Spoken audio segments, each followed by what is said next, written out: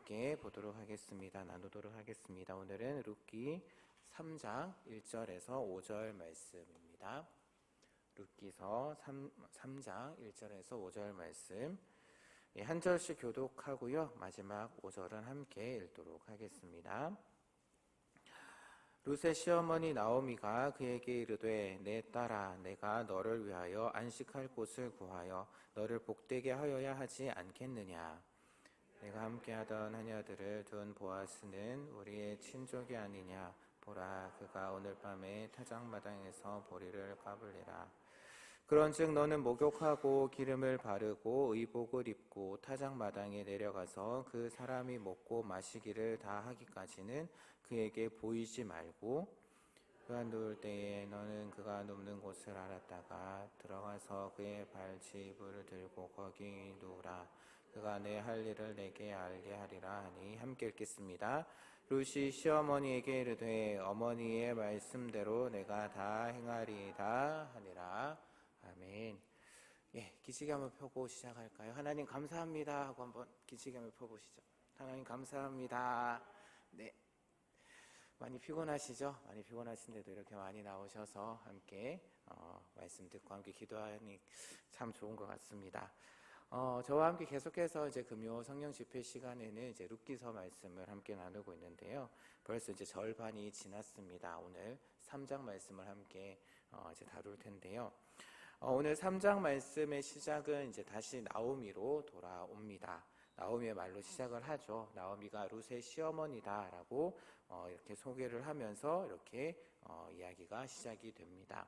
그러니까 이야기의 중심은 이제 2장 말씀에서 이제 룻으로 돌아왔는데 이제 진행이 되는데 나오미는 그 룻의 시어머니로 그렇게 행동을 하게 되죠. 그래서 오늘 우리가 읽었던 1절부터 4절 말씀은 나오미의 말로 나오미가 이제 전적으로 사건을 주도하고 있는 그러한 모습을 우리가 볼 수가 있고요. 그래서 나오미가 이렇게 1절 말씀 보면 이렇게 이야기를 합니다. 내 딸아 내가 너를 위하여 안식할 곳을 구하여 너를 복되게 하여야 하지 않겠느냐라고 이야기를 하는데요. 이 말은 쉽게 이야기를 하자면 이제 좋은 혼처를 찾아서 결혼을 해야 되지 않겠느냐라고 그렇게 이야기를 하고 있는 것입니다. 그러면서 2절을 보게 되면 이미 나오미는 그 룻의 혼처를 이미 생각해 두었던 것 같습니다. 2절을 보게 되면 내가 함께하던 하녀들을 둔 보아스는 우리의 친족이 아니냐라고 이야기를 하고 있는데요. 이 말은 무엇이냐면은 룻의 의향을 물어보는 그러한 의미입니다. 그래서 이런 이야기죠. 우리에게 은혜를 베풀어준 그 보아스라는 사람 좀 어떠냐라고 이렇게 물어보는 것입니다. 그런데 여기서 이제 나오미는 우리라고는 그런 표현을 쓰고 있습니다. 룻과 나 자신을 우리라는 표현을 쓰면서 이제 너와 나는 룻과 나는 이제 한 공동체다. 공동 운명체다라는 그런 것을 이렇게 표현을 하고 있고요. 또한 나오미는 룻에게 보아스가 지금까지 보여준 그러한 호의, 룻에게 호의를 베풀어 주었고 또한 그 집의 여종들처럼 일하게 해준 것을 이야기를 하면서 보아스가 이제 룻을 받아줄 만큼 관대하고 훌륭한 그런 성품을 가진 어떻게 보면 이제 좋은 신랑감이다라는 그러한 어필을 하고 있는 것으로 우리가 생각해 볼 수 있습니다. 그래서 나오미는 이제 그날 밤에 이제 타작마당에서 보아스가 보리를 이제 털 것이다라는 사실을 알게 되고 룻에게 준비를 하고 보아스에게 가라라고 이야기를 하죠. 그러니까 이런 나오미의 말들을 보게 되면 나오미가 보아스가 이제 룻과 결혼하기 적합한지 아니면은 결혼할 가능성이 있는지 그리고 또한 결혼을 하려면 어떻게 해야 하는지 아마 오랫동안 또한 깊이 생각하면서 이야기를 하는 그래서 아주 치밀하게 계획을 세우고 있는 그런 나오미의 모습을 볼 수가 있습니다. 사실 2장 말씀 우리가 살펴봤는데 사실 나오미의 역할은 그래 크지 않았습니다. 아마 조금은 무기력하고 조금은 소극적인 그러한 모습을 보였던 인물이 바로 나오미였는데 오늘 말씀에서는 이 룻을 자신의 며느리인 룻을 결혼시키기 위해서 아주 적극적으로 나서고 있는 그러한 모습을 볼 수가 있는데요. 그래서 3절 말씀을 보게 되면 나오미는 룻이 해야 할 행동에 대해서 자세하게 알려주고 있습니다. 목욕하고 기름을 바르고 옷을 입는 그런 행동들을 하라고 이야기를 하는데요. 그것은 이제 신부가 신랑을 맞이하기 위해서 준비하는 그러한 모습을 우리가 여기서 볼 수가 있고요. 나오미는 룻에게 이제 타작마당으로 가서 사람들이 다 먹고 다 마실 때까지 절대로 보아스에게 들키지 말라라고 조심하라고 신신당부를 하고 있습니다. 만일 이게 일찍 발각이 되면 보아스와 함께 밤을 보내지 못할 뿐만 아니라 까딱 잘못했다가는 음란한 여인으로 도장 찍힐 수 있기 때문에 또한 소문 날 수 있기 때문에 이렇게 신신당부하고 있는 나오미의 모습을 볼 수 있는 것이죠. 그러면서 이제 4절에서 나오미는 룻에게 보아스가 이제 잠이 들면 그의 발을 들추고 그곳에 가서 누워 있으라라고 이야기를 합니다. 그러면 보아스가 알아서 행동을 할 것이다 라고 이야기를 하죠. 그런데 우리가 가진 성경을 보게 되면은 발치 이불이다라고 그렇게 번역을 하고 있는데요. 사실 여기 이불이라는 말은 원문에는 없습니다. 그냥 원문에는 발을 벗기고라고 그렇게만 되어 있거든요. 근데 사실 이런 행동이 어떻게 보면 조금은 성적인 그러한 의미를 갖고 있기에 룻이 더 이상의 행동을 할 필요가 없었다라고 볼 수가 있습니다. 왜냐하면은 그 다음은 보아스가 적절하게 판단하고 행동할 것이기 때문이죠. 그래서 이제 이런 나오미의 말이 끝나고 5절 말씀을 보게 되면 나오미의 계획을 들은 룻은 나오미의 말대로 순종하겠습니다. 어머니의 말씀대로 내가 행하겠습니다 라고 그렇게 이야기를 하면서 마무리가 됩니다. 사실 나오미가 했던 그런 일들 까딱 잘못하면 위험한 일이 될 수도 있지만 기꺼이 나오미의 계획에 따르겠다라고 그렇게 룻이 결단을 하고 있는 것이죠. 그렇다면 나오미가 이렇게 조금은 정상적이지 않은 방법으로 결혼을 이렇게 계획하고 준비하고 있는 이유는 무엇일까? 그렇게 생각을 해보게 되면 아마도 룻과 보아스의 결혼이 어떤 정상적인 상황 가운데서는 불가능하기 때문이 아닐까라는 생각을 했는지 모릅니다. 그러니까 부유하고 유력했던 또한 나이가 많은 보아스와 그 다음에 이방 과부 소녀인 그 룻, 여러 가지 면에서 극과 극의 그런 대조를 보여주고 있습니다. 그래서 이러한 신분 차이로 인해서 아마 정식으로 혼담을 넣는 것 자체가 아마 힘들지 않았을까 합니다. 그렇기 때문에 나오미는 보아스에게 룻과 결혼할 그런 동기를 마련하기 위해서, 그래서 보통 사람들이 보기에는 조금은 정상적이지 않은 그러한 방법을 사용한 것이 아닐까라고 그렇게 생각해 볼 수 있습니다. 또한 나오미는 지금 자신이 계획한 그 계획이 아마 실패하는 것에 대해서 크게 염려하지 않은 것으로 보입니다.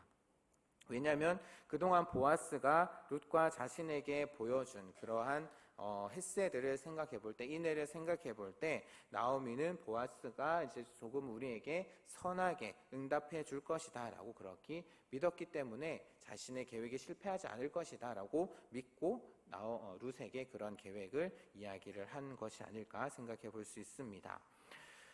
사실 베들레헴으로 다시금 돌아왔을 때, 모압 땅에 가서 다시금 베들레헴에 돌아왔을 때는 아마 나오미는 좌절할 수밖에 없는 그러한 상황이었습니다. 그래서 2장까지의 말씀을 보게 되면 제가 앞서서도 말씀드렸던 것처럼 조금은 무기력하고 조금은 소극적인, 그래서 룻이 하자는 대로 그냥 따라가는 그러한 나오미의 모습을 볼 수 있었는데요. 그러면서 아무래도 이제 자신의 신세를 한탄하지 않았을까? 그리고 또한 자신을 그렇게 만드신 하나님을 원망하고 또한 약간이나마 원망하고 불평하지 않았을까? 하지만 이제 룻이 그 보아스에 대한 이야기, 보아스와 지냈던 그런 이야기를 나오미가 듣자마자 마치 한 줄기 빛이라도 발견한 듯 적극적인 모습을 보이는 나오미의 모습을 오늘 우리가 발견할 수 있다라는 거죠. 보아스의 인애에서 하나님의 인애, 즉 하나님의 사랑을 발견한 나오미는 이제 새로운 용기와 새로운 힘을 얻고 더 이상 좌절과 낙심의 늪에서 이제 머물지 않고 뛰어나오고 있는 그러한 모습을 볼 수가 있습니다. 그래서 때로는 우리가 살아가다 보면은 현실의 벽에 부딪힐 때가 참 많이 있습니다. 아니, 우리가 예수님을 믿는다라고 할지라도, 그리고 또한 이와 같은 자리에서 우리가 은혜 받고 정말 하나님을 만나고 하나님을 경험해도 경험하고 다시 세상으로 나간다라고 할지라도 여전히 우리 앞에는 그 벽이 남아 있는 것 같습니다. 어차피 우리는 이 땅에 두 발을 딛고 있는 이상 유한한 존재이기 때문에 한계를 가지고 있고 한계에 부딪힐 수밖에 없고 또한 여러 가지 고난을 당할 때가 있습니다. 또한 예수 안에 있는 우리를 세상은 또한 가만히 두지 않을 것이죠. 때로는 나오미처럼 하나님이 주신 땅을 잃어버릴 때도 있을 것이고요. 또한 룻처럼 남편과 후손도 없이 미래가 전혀 보이지 않는 그런 캄캄한 절망 가운데 있을 때도 있을 것입니다. 그럼에도 불구하고 우리 그리스도인들은 거기에만 머물러 있어서는 안 될 것입니다. 왜냐하면 우리에게는 하나님이 계시기 때문이죠. 우리 삶의 진정한 기업 무를자가 되시는 그런 하나님께서 계시기 때문입니다. 하지만 아무리 하나님이 우리와 함께 한다라고 할지라도 우리가 암흑 같은 현실에서 그냥 체험하고 이제 나는 끝났어 라고 생각을 하고 그냥 주저앉아 있다면 우리에게는 미래가 보장되지 않을 것입니다. 물론 우리의 미래를 보장하시고 우리를 이끌어 나가시는 분은 하나님이시고 인도하시는 고 우리의 미래를 여시는 분은 하나님이시지만 우리가 그냥 그 자리에 가만히 앉아만 있고 주저앉아만 있다라고 한다면은 하나님 또한 그 미래를 열지 않으실 것입니다. 그렇기에 절망과 좌절의 벽이 우리의 앞을 가로막고 있을 때 우리는 그것을 뛰어넘을 용기가 필요하지 않을까 합니다. 하지만 우리의 힘으로 어떻게 할 수 없는 그러한 좌절과 낙심의 순간들 앞에 또한 벽 앞에 그래서 어떻게 그것을 풀어가야 할지 모르는 그런 순간들이 찾아오면 우리는 또한 그 가운데 헤맬 때도 있을 것입니다.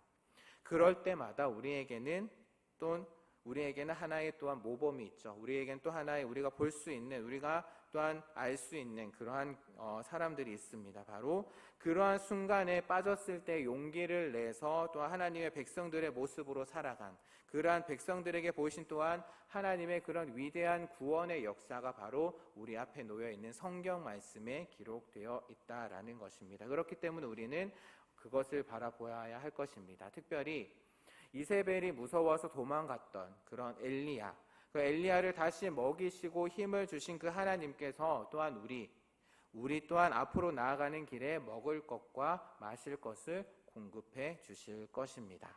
그 하나님을 의지하며 나아가는 그런 저와 여러분 되기를 원합니다. 물론 그럴 때에 하나님께서는 우리에게 모든 것을 넘치도록 또한 풍성하게 주시면 참 좋겠지만 때로는 그렇지 않으실 때도 있다라는 것 우리는 기억해야 할 것입니다. 우리는 그냥 즉각적으로 내가 기도하면 빨리 주시면 참 좋겠지만 하나님께서는 어떻게 보면 우리에게 그 순간을 이겨낼 수 있는 최소한의 것, 일용할 양식만을 공급해 주시면서 우리를 이끌어 나가실지도 모르겠습니다. 어찌되었든 지금 어둠의 터널을 지나가고 계시는 분이 계시는지요? 이제는 나에게 이제 더 이상 희망이 없다, 난 이제 끝났다라고 생각하는 분은 혹시 계시지 않습니까? 그래서 오늘 말씀은 우리에게 이렇게 이야기를 하고 있는 것 같습니다. 지금 네가 있는 그곳에 계속 머물러 있지 말고 가만히 있지 말고 하나님의 약속을 믿고 용기를 내어서 애쓰고 다시 일어나는 자에게 하나님께서는 미래를 여실 것이다. 때로는 그것을 위해 모험을 감수하고 용기를 내야 할지도 모르겠습니다. 보아스를 만나기 위해서 어두운 밤길을 지나서 타작마당으로 가야 한 용기, 또 어쩌면 목욕하고 또한 그 기름을 바르고 의복을 입는 노력도 필요할지 모릅니다. 분명한 것은 행동하는 자에게 미래가 있다라는 것이죠. 그런데 그 행동이라는 것이 그냥 단순히 요행을 바라는 그런 행동이 아니라 하나님께서 우리에게 하셨던 그 약속의 말씀을 믿고 하는 행동, 그 행동이 있을 때 우리에게 미래가 있다라는 것입니다. 비록 내가 지금 힘들고 어렵다라고 할지라도 하나님께서 우리에게 하셨던 그 약속의 말씀을 믿고 지금 내가 할 수 있는 한 최선을 다할 때에 하나님께서는 우리의 회복을 위해서 일하실 것입니다. 그러기에 주저앉았던 그곳에서 다시 일어나서 하나님을 찾고 하나님을 예배하며 회복하시는 놀라운 역사가 우리 모든 성도님들 가운데 가득하기를, 풍성하기를 주님의 이름으로 축복합니다.